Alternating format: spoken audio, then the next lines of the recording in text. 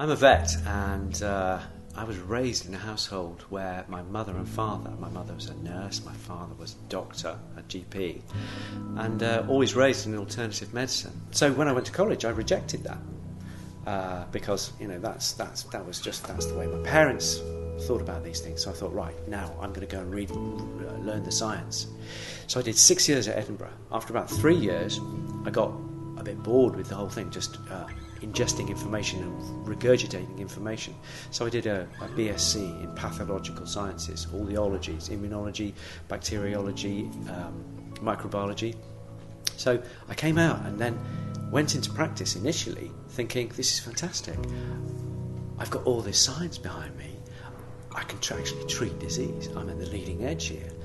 But within months, I was feeling that very frustrated because there were so many diseases that were coming in front of me for which all I could do was suppress or palliate disease or merely manage disease. Having been raised and rejected the whole alternative side of things, I thought, actually, I know there is another way.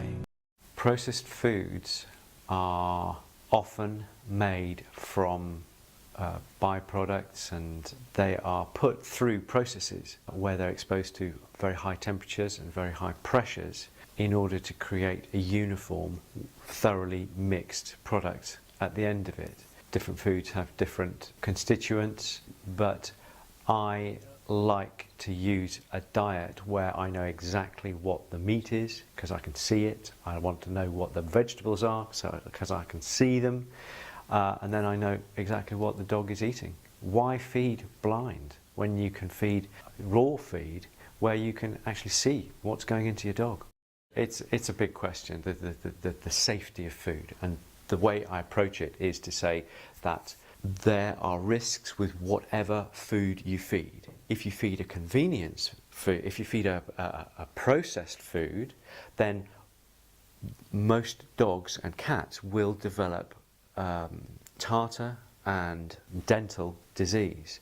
There's a statistic that something like 80% of dogs have gum disease by the time they're 3 years old, feeding processed food.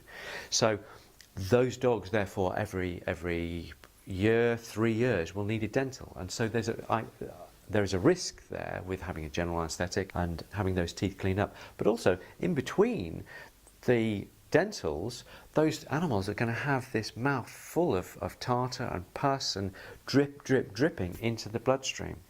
So the idea that conventional food, processed food, is the safe option, I think needs to be looked at.